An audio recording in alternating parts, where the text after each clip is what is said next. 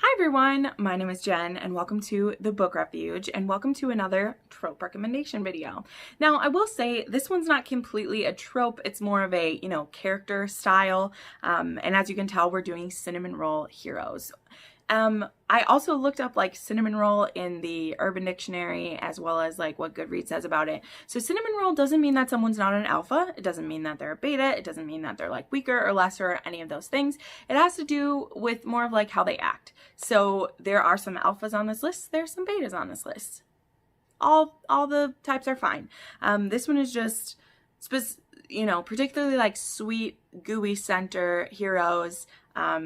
Ones who don't necessarily have a hard shell you have to crack. Some of them are already just a very sweet person. It doesn't mean that maybe it could mean that they're going through some drama at the time, so they don't seem as sweet as normal, but we won't judge them for that. So let's go ahead. I have a very long list for this one. Since again, it's not a specific trope, I have stuff in like every style and, thing for that. So I want to start out with a couple historical romances, and these actually both end up being Julia Quinn novels because I feel like she writes really good cinnamon roll heroes, and I love spending time with her heroes. So I'm going to do two of these. First, I'll go with the newest one that I read, which was the last book in the prequel series. This was First Comes a Scandal by Julia Quinn. This book is adorable. This is about Georgie Bridgerton, and she is like trying to be like forced into marriage by this certain guy who like tried to compromise her so that she would be forced to marry him because he needs the money. However, her godfather, I think he's like the Duke Rokesby or something like that. He has his youngest son, Nicholas, come back from school. He's going to school to be a doctor to come and marry Georgie. Now, his son isn't too happy about this. His son isn't ready for a wife yet. He's still going to university. And, also he pictures Georgie as the little girl that she was when he went away. And Georgie is, she's 26 now. She's considered kind of on the shelf. All of her other siblings are, married and happy. Most of her siblings married to Rokesbys. And she doesn't want to be forced to marry anyone. But then her and Nicholas end up interacting. He's interacting with her mostly to say he won't be marrying her. But then he gets to talk to her, and, she's actually interested in medicine, and she thinks that what he's doing is amazing. And they end up, okay, let's do this. Let's do this arranged marriage.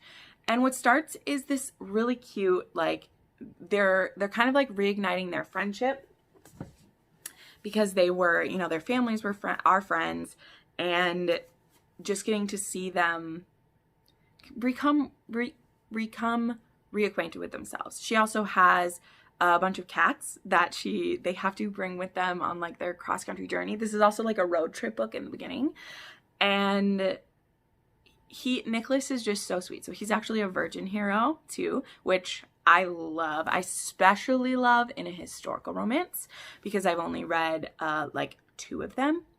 I think I've only read like two of them, probably more than that. But I just really loved how he loved Georgie's mind, and when they're figuring out their sex lives together, they're doing it together. He's not someone bringing all this like vast experience. Like, he has medical knowledge and has like asked a few questions before, but he's not some like, he doesn't have all this sexual wisdom to pass on to his virgin wife. Like, they're figuring things out together, and that makes my heart super happy. Then I gotta talk about Colin Bridgerton from Romancing Mr. Bridgeton. Let's give you a little step back right there. This is undoubtedly my favorite book in the Bridgerton series, and I do love a lot of them.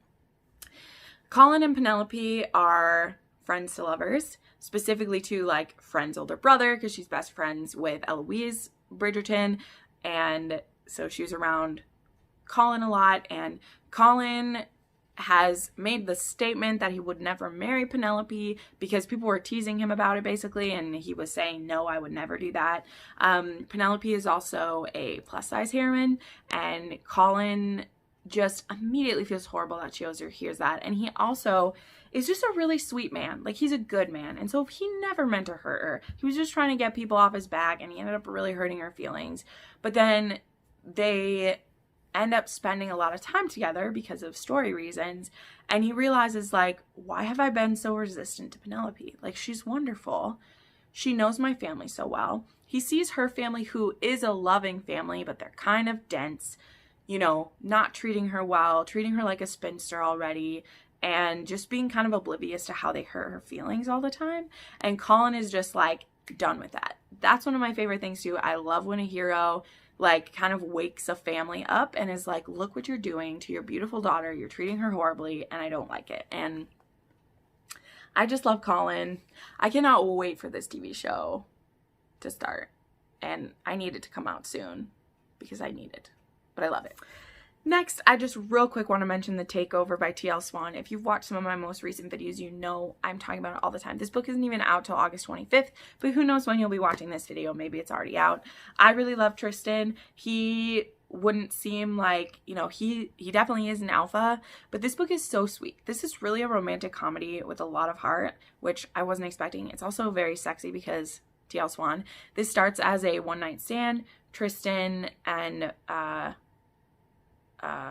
Claire, they interact at a conference. They're both like run businesses, but they have some tension because Tristan had previously tried to buy out her company and she wasn't too happy about that. So she has a hate boner for him and he doesn't hate her at all. He thinks she's sexy. She is a widowed mom of 3.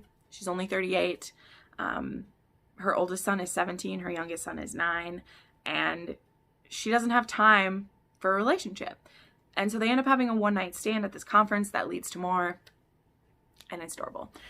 Tristan, why I love him so much, why he's a cinnamon roll to me, is once this man commits to this woman, knows that she's the one he wants, he pulls out all the stops to win not only her, but her 3 sons to love him.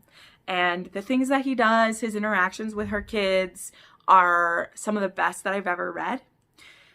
And I cried so much at him. He's so sweet. He's so perfect. He is a book boyfriend for life. I love him. If anything, like, Claire's the one who frustrates me the most in this book. And a lot of the things she's dealing with, I can't even imagine. So I just tried not to judge her and I just went along with it. But I think when you read it, if you're going to be frustrated by anything, you're going to be frustrated by Claire. Because you're like, girl, this man is fucking Adonis and he loves your kids who are crazy teenagers. You should marry him. So he's great. Stay. This is book 2 in the WAG series, which is the Wives and Girlfriends of like Hockey Player series.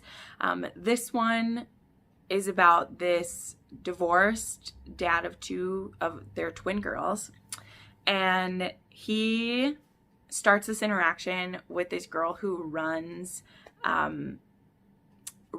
this like delivery service. They're not just delivery service, they're basically like assistants for hire. So it's this thing called Fetch, and it's basically like things we have now where you have them pick up your dry cleaning for you, you have them pick up your groceries for you, they walk your dog, and that's how it goes. And that's the case of this one. He has this dog and he travels for hockey, and when one of her employees goes a little rogue and like takes pictures of things at his home and is kind of like abusing things because he has cameras in, she ends up doing one of his like errands for him. And so he has cameras that he can check on his phone, and he starts to kind of fall for this girl based on like their text interactions. Her like acronym is like Holly something something, and so but her initials spell HTE, so he calls her Hottie in his head. And they end up like flirting through this, and he ends up asking her out, and then the dude romances her pants off, literally and figuratively. And so he's so sweet. He's again, single dad, has a dog. It's adorable. And I just feel like he was such a cinnamon roll because she had also been married to her friend, and they just were not into each other anymore. They didn't have a good sex life. They were just existing. And she hasn't been with anyone else since her husband or at all. So he gives her kind of a sexual awakening, and I love that stuff. I love that stuff. So definitely check this out. I love him so much. Then let's do this. So I'm going to throw a curveball here and bring up A Touch of Stone and Snow by Mila Vane. So in this this is a sequel to A Heart of Blood and Ashes, in case you didn't know. And in this one we have Lizan and Arax. And so they were childhood lovers until she got branded a coward because she was the only one who survived this certain attack that happened. And she was banished from their island. And Arax is the bastard son of like the leader of this island, and he didn't help her. He actually made it so she got banned because he was trying to protect her. So for these last how many years, she has been basically a gun for hire. She is a paid bodyguard by the hour or whatever. And she's a drunk. She isn't very happy, and she's living as like a banished woman. I'm gonna put this up here. When she goes to see the goddess, she makes a sacrifice to her and asks for a mission. The goddess says, the next person you see when you walk out of my temple, you're going to protect them because they have a mission to go on. And when she walks out, she sees Arax, the one person she doesn't want to see. And so she quickly pretends that she actually saw this princess that they're traveling with, who already has a guard with her, who is actually people we met in the first book. And so she can travel along with him and is actually protecting him, but actually pretending to protect someone else. So Arax has a pet saber-toothed cat, which is awesome. He's also like intuitive and kind of like sensitive, like telekinetic, like they can talk with this cat a little bit, like communicate with him, and it's amazing. And Arax goes about, like, he does have a serious mission that he's on, but he goes about trying to get Lizan to forgive him. And it's so good. You really should read these books in order. However, nope, you got to read them in order. I was trying to think if you could, but nope, read A Heart of Blood and Ashes, which definitely has a not cinnamon roll hero. But then read A Touch of Stone and Snow, because Arax and Lizan are so cute. They just make me so happy. And so it's a childhood friends to lovers, and then it's a second chance romance, as well as it is a fantasy romance. And there is dragons in this series. There is all the ghosts and ghoulies. There is magic. It's so much fun. Like, I cannot wait. The third book got pushed back to February, and I'm really sad about it, but I understand. I want the series to be good, so I'm okay with it if it has to get pushed back a little bit. Like, I understand. Next, I want to talk about Shacking Up by Helena Hunting. This is the first book in this is the third one, I guess. I didn't know that. I read this one first, though. This is in this little series, and this is about Ruby and Bane, okay? So Ruby ends up losing her job because Bane... No, she doesn't lose the job because of him, but he, like, throws up on her or something at a party. Oh, no, he coughs on... Okay. So what happens is they're at a party and he kisses her and then like sneezes and coughs on her. And so she ends up getting sick and like not getting an audition that she like tried out. She doesn't get a job that she tried out for. She's an actress she's an actress. And so he is actually, they're going to be in a wedding together because their friends are getting married, or his cousin or something. And so they meet that's how they met at the one event, and then they meet, she didn't know who he was though, and they meet again, and she's like, oh my god, you're the one, you did this to me. And so he ends up feeling bad, and so he offers her a like live-in job situation. So, and this is where the cinnamon roll hero comes in. Bane actually owns some exotic pets. He owns a ferret and he owns a tarantula. And they need special care when he's out of the country. And he needs to go out of the country for a business trip that's going to last like a good while. And he can't have just anyone watch his ferret because it's illegal in the state that they live in. And so she is his live-in house sitter. And I'll tell you, you've never seen true joy or felt true happiness than seeing a hero cuddle with his ferret and watch TV, okay? You have it. And like play with her, and it's so cute. So what they'll do then is like he will like call and check in with her, and they end up kind of having like they fall for each other like over the phone.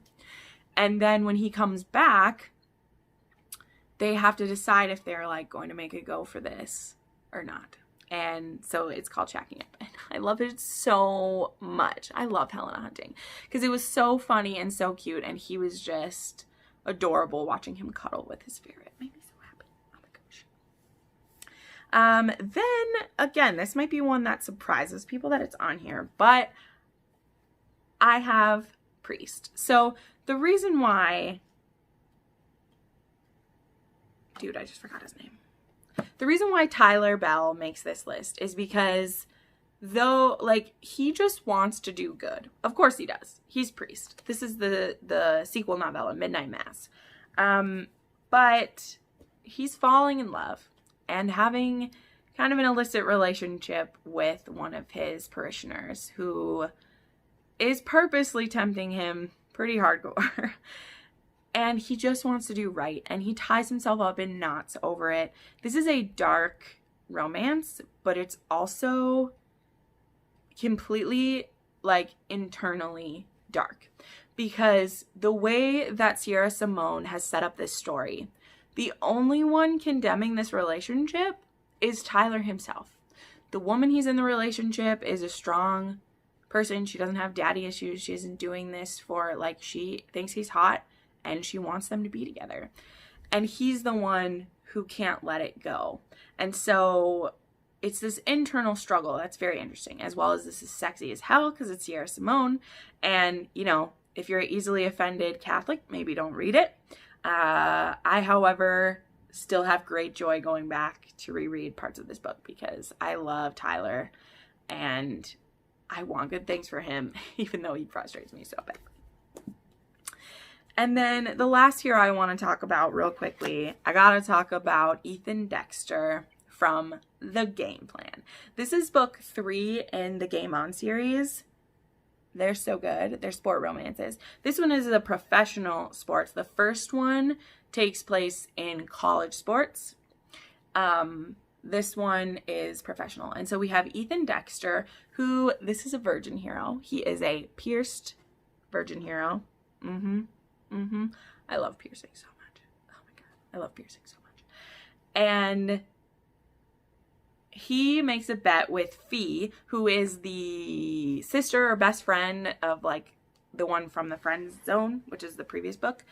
And he has been into her for a while, but he's been, like, taking his time because he's obviously, like, not just going to have sex for no reason. He doesn't have religious reasons behind it, but he's just decided, he's like, I'm not just going to have sex just because. I'm not going to be the typical football player. Like, that's not going to be what happens here. And so Fee, foolishly, it has something to do with his beard. That's where it goes with, is that she doesn't think she can like a kiss from a beard, which is ridiculous. And he's like, have you ever really tried it though? And so she willingly kind of falls into this, like, trap, if you will, to let him kiss her. And the biggest struggle in this one is they both live kind of far away from each other, and so they don't get to see each other very often. And he also, like, he doesn't want sex without a relationship. So they have to figure out how they can make that work with a long distance being a thing. So I really love Ethan. He's very thoughtful. Up to a point. He makes some stupid decisions. Boys do. But in the, like, relationship part of it, he's a very sweet man. And the pressures of professional football and, you know, the, like, deals you have to make and the situation she has to be in would be hard on any relationship, especially a new one, right? So I really, really love that. So there you go. That is some of my favorite cinnamon roll heroes. Let me know who your favorites are. This isn't a trope that I usually actively go looking for. It's one that when I see it happen, I'm very excited because I read a lot of alpha males. I'm totally fine with them. And again, cinnamon rolls can still be alphas, but I feel like when you're reading an alpha male who has cinnamon roll tendencies, it doesn't, like, the alphaness isn't as toxic when they're a cinnamon roll because you don't, like, alphas don't have to be toxic, okay? That doesn't have to be a thing. But it usually is a thing. And so when you have a cinnamon roll, it just makes me feel less guilty about the alphaness, right? So anyway, I put up new videos 3 to 4 times a week. If you want to watch some more of them, you can do it right now. Have a great day. Bye.